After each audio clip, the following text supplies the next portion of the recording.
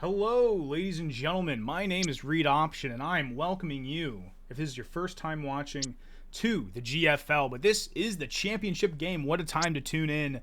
The Toledo Gray Wolves against the Dakota Trappers. Toledo, who has been here before when they were formerly known as the Timberwolves back in Season 1, here now in Season 3 to take on the newcomers to the championship, the first seed in the West, the Dakota Trappers.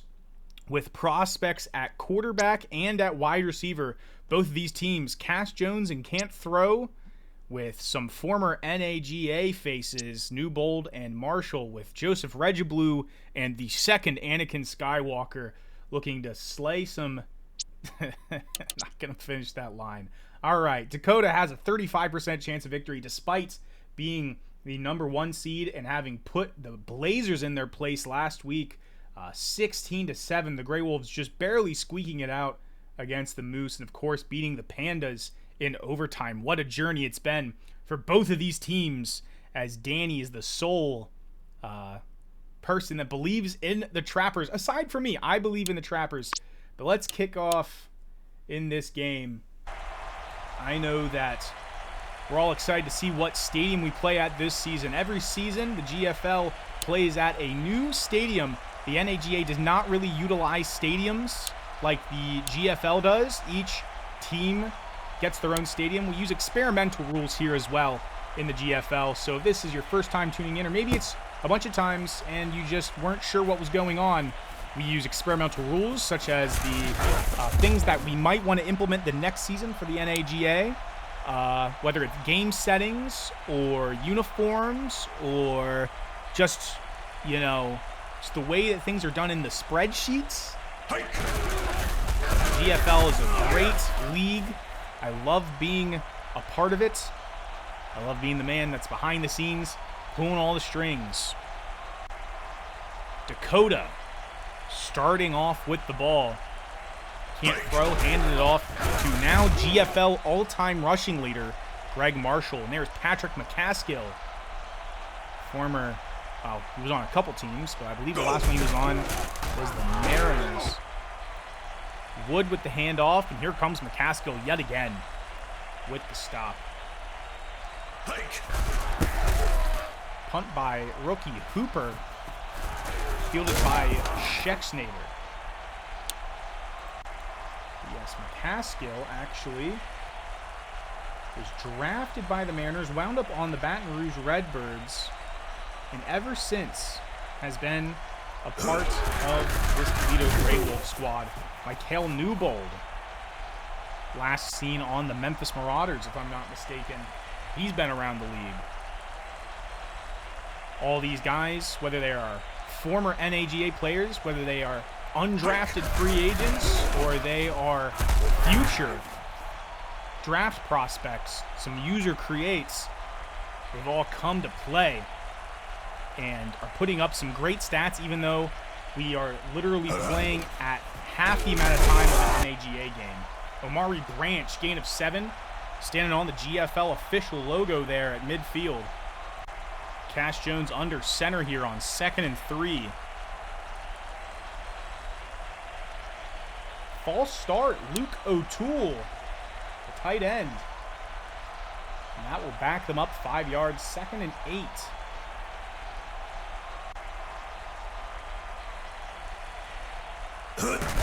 Handoff to Mikael Newbold. Stopped after a gain of 2. Number 59, Othello Topka. Newbold, gain of 16 on 3rd and 6, and that will move the chains and keep the drive alive. The Gray Wolves all season have been fighting for this spot in the East. The East, for the first time, the entire conference had a positive record. 6-3 for the Moose and 5-4 for the rest of the conference. Toledo got in based off of 2 things. 1, point division, and 2, if it would have come down to it, it would have come down to head-to-head, which I don't think they had over half the teams in their conference. So just because their offense is so good, putting up a 28-point positive point differential, the biggest in the league, they made it in. what a story for the Toledo Gray Wolves. Jones finding Regiblu for the first down. Joseph Regiblu, the speed on this kid. I cannot wait to watch him in the prospect games, which will be coming up here before the draft. Pasta will stream those. We group it by region of college in a bracket, a little March Madness style bracket. And Regiblu, I just know he will light it up.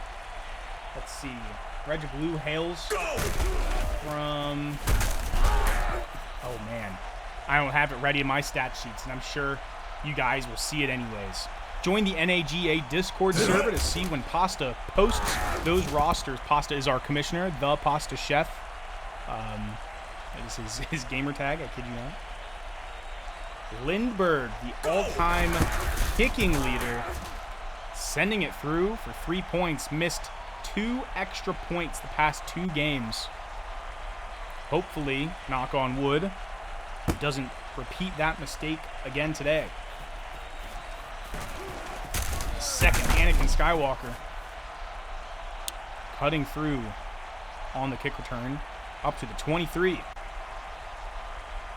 Little handoff to the tight end, Jacob Howerton. For a loss, Philip Davis, consistent force on the Gray Wolves defense, has been a part of the Toledo team since season 1. Here he is in season 3, looking to get a ring. Can't throw, unfortunately living up to his name right now. 3rd and 14. Trying to defy the odds here with 2 minutes left in the half. Finds Graham. Travis Graham getting the first down. And that will keep Dakota alive. Hopefully they can tie this up, make it a game before the half. These games are not super high scoring. You know, if you get double digits, you know, that's you don't always get that. Only 4 out of the 8 scores in the postseason have been a double-digit score. So, little stat there. Go! Can't throw. Finds the second Anakin Skywalker for a gain of 23. Both of these guys, I know, have involvement in the SCFSL. These are both user creates. We are not just an owner league. We are also a user league. We're a little bit of both. We're a nice hybrid. You can have whatever experience you want in this sim league as both. And Can't Throw and the second Anakin Skywalker kind of being the representatives of the SCFSL here in the GFL. Nice little Axis universe we have going on. Looking to the end zone. Can't Throw. Can't find him. Pittman, recently acquired kicker, sends it through. 36-yard field goal. Needs a little more strength in his leg there. I'm sure he'll be kicking plenty of balls for the Dakota Trappers here in the seasons to come. Regiblu taking the kickoff up to the 20. Less than a minute left. Both teams have all 3 timeouts here in Throgmorton Bowl. Throgmorton Bowl, just like the Jugan Bowl in the NAGA, is named after the staff at Axis Games. Richard Throgmorton is the man that does the digital assets, the visual assets for Axis Football. And Danny Jugan, for the Jugan Bowl, is the owner of Axis Games. So, and he is the sole coder. I believe he's the only man that touches the source code of Axis Games. Little homage to them. Newbold on 3rd and 10, gaining 6 on the left side, not enough for a first down. And out will march the punter. That is Will Mooney. Also a pretty recent position. Alex Beard fielding it.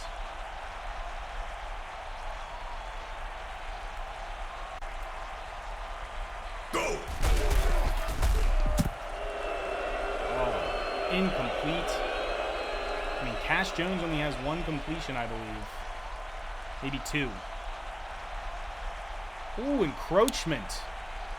Jackson Bryant. Not a lot of discipline in the GFL compared to the NAGA, and you'll get that just like in the UFL, which is the pretty much what we are to the NAGA, the UFL is to the NFL. The developmental league, when you have former NFL players as well as former college players. Same thing goes here. Former NAGA players as well as former college players looking to make a name for themselves. And just looking to play some football. You know, for the love of football. Who doesn't want more football? I'm sure Can't Throw's receivers want some more football. 4 for 11. Can't Throw, hopefully finding 100 yards today. 11 seconds to go. 3rd and 10, just outside of field goal range. Can't Throw will look to the left and find the second Anakin Skywalker. Timeout called just before the half expired, and Pittman straight down the middle. Let's see if he can make it. Veers off to the right, and he makes it. 2 30-plus yard field goals, and he is talking his smack right now. And this kickoff will run out the rest of the clock. Let's see if we can get a kickoff return touchdown. We cannot. And there we have it. End of the first half. Flew right by. Here in the GFL, we like quick and entertaining games. Blue fielding the opening second half kickoff from the 5 up to the 21.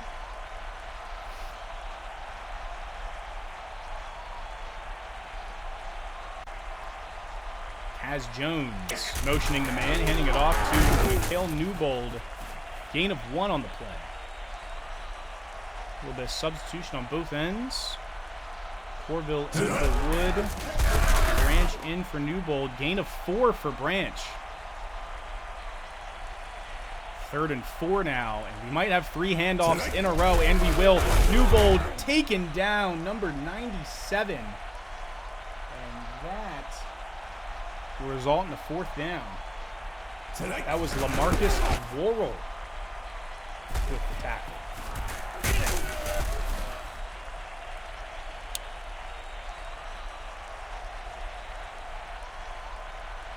Worrell, the former Orlando Flame. Sorry, no, his brother James Worrell is a former Orlando Flame. LaMarcus Worrell has never been on a roster. So here we go. Can't Throw. Wide open incompletion, and you hate to see that. Can't Throw also almost having almost 100 yards. Wait, was it him earlier? Sorry, scratch that. Dropping back, looking deep, 3rd and 8. Oh, little back shoulder fail there for the defender. And out will march the punting unit, Jacob Hooper. JP Schexnader getting it up to 20. A lot of fun names here in the GFL. No General Booty here, but we got some pretty fun names. Newbold. Gain of 4, 50 yards for Newbold today. Most of their yards on the ground. 2nd and 6, another toss to Newbold. Gain of 2. 3rd and 4. He would drop back this time. Look deep to his right. Incomplete. That will result in another punt. Really defensive game today. Could not get it to Keon Dunlap.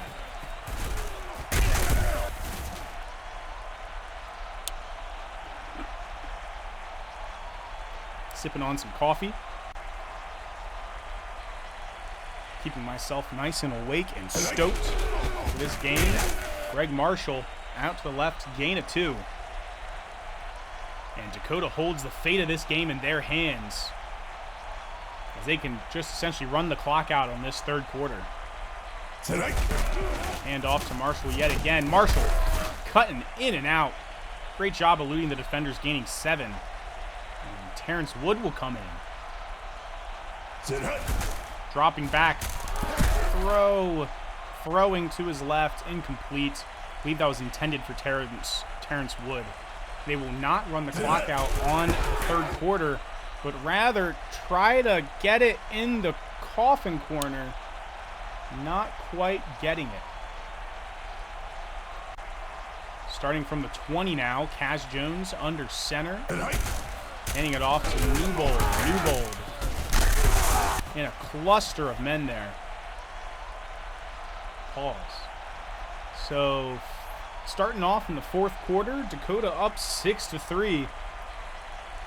And these defensive games, just one major play could completely turn the tides. One breakaway play from Michael Newbold. Oh, thought we had it there. Gets the first down nonetheless. Here we have the Gray Wolves in shotgun formation for once. This time handing off to Amari Branch out to the left. Gain of 5. Tyshawn McBrayer making his name pop up on the screen. Catch by Keon Dunlap. McBrayer, the former Richmond Rocket. First down, though, by air instead of by ground. Newbold this time, gain of 7. Toledo putting some stride in their step. Or step in their stride. Kaz Jones, screen pass, incomplete. Not sure who that was intended for. 2 completions for Kaz Jones. Undoubtedly will go in the second or third round of the draft. Another incomplete pass. 4th and 3. Jones looking to his left, off the hands of the defender. Number 54 was there to break it up. Edward Diggs coming up with a huge stop for the Trappers. But don't count out the Gray Wolves yet. McCaskill. Man, 2 defended passes, 3 tackles for loss. Patrick McCaskill, defensive player of the game here so far. Can't throw, putting it in his own hands. Running for 6 yards up to the right, and Toledo will burn a timeout. And this run play might determine the outcome. Great tackle for loss there. Alonzo Bagley. He's been around the league. Hooper trying to kick it inside the 20, but unfortunately kicks it out the 24. What will very likely be a pass-heavy drive for the Gray Wolves, starting from their 24, and they will be sacked. Kaz Jones brought down by Diggs. Talking about players of the game, linebacker Edward Diggs locking in here for the Dakota Trappers. Incomplete pass by Kaz Jones. 2 for 11 today. Just cannot find his man with these Dakota Trappers. Tobias Hahn, gain of 25 yards. But the clock will keep ticking as Toledo only has 1 timeout left with 1 minute to go in the game. Catch by Newbold, wide open in the middle. Dakota kind of putting on that prevent defense. I guess they're willing to let it go to overtime if need be. Just not letting anything go past them into the end zone. Jones, once again, looking past the first down marker. Incomplete, intended for Newbold. Jones now 4 for 14 with 54 seconds left on second down. No rush there. Antoine Picou. Gain of 10. Using all the weapons at his disposal, Kaz Jones deciding to put on a clinic here. Another one to Antoine Picou. Quentin Hines, an acquisition from last season. Rocking number 33, 15 seconds to go. Will they run out of clock? Keon Dunlap catching it. 7 seconds. 6, 5, 4, 3, 2, 1. Game. He couldn't tie it up. He couldn't tie it up. Poor clock management will kill the Toledo Gray Wolves, and the Dakota Trappers are your Season 3 GFL champions. Head coach Darrell Royster with offensive coordinator Trevor Craddock and defensive coordinator Marcus Brightwell Royster, they hired at the very end of last season after an abysmal performance. MVP of this game has got to be Diggs. Can't Throw did a great job, but him and Jones had pretty equal stats. Check it out from the run game here. Newbold, great job. Same as Branch. The receivers did the best job that they could. Only one drop, and that was by O'Toole pretty early in the game. But that defensive back unit for the Trappers was just too much. McCaskill, yet again, another guy that I wouldn't be surprised if he gets called up to the NAGA after this. He's already been there, a little young, you know. He's man number 54. And, you know, maybe this offseason will become man number 53 for a roster. Not a lot of rushing yards for these guys. Second Anakin Skywalker putting on a show. Him and Travis Graham. Skywalker with 2 drops, 6 targets. Opoku, tackle merchant here. And there he is, man of the game, Edward Diggs. Defensive player of the game. Of course, Opoku and Booth doing their part in defending the passes today. Beard, Pittman doing a great job getting the only points of the game. But I still got to give the player of the game, of course, to Edward Diggs, your GFL Season 3 Championship MVP. What a game. Please go back and watch this season. It was a great electric season. A lot of games went to overtime. Let me point out some of my favorite games this season. So Savannah and Toledo in the wild card round of the playoffs. Fantastic game. Went to overtime. Another overtime game in Week 9, Savannah at Vegas. Another overtime game, Week 8, Montreal at Montgomery. Another overtime game, Tacoma at Oakland in Week 6. Let's see, Savannah at Dakota in Week 5. Savannah's a really great team. Really entertaining games. Dakota at Oakland in Week 3. That was a great game. Vegas at Dakota in Week 1. Oh, man. Montreal at Boston in Week 2. A lot of great games this season. This one being one of the lowest scoring of them all. And I think I attribute that to the insane defensive play for both of these teams. Only 1 sack, about half a game. So double these stats to see what would happen in a full-length game between these two teams. Naturally, Dakota, I will be streaming a game in the NAGA Discord of Dakota facing the loser of the Tank Bowl from the NAGA as our for fun, what we call the relegation game, where we say, hypothetically, who would win a full-length game, the best GFL team or the worst NAGA team, which, of course, you know how it goes. It hasn't gone any other way for the past 2 seasons. Let's see how it goes this season. But as far as the normal GFL season goes, that is the end of this season. I'm looking forward to next season, and I'm sure you guys are too. Stay tuned for some more news in the NAGA Discord. My name is Reed Option, and here in the GFL, we will see you next time.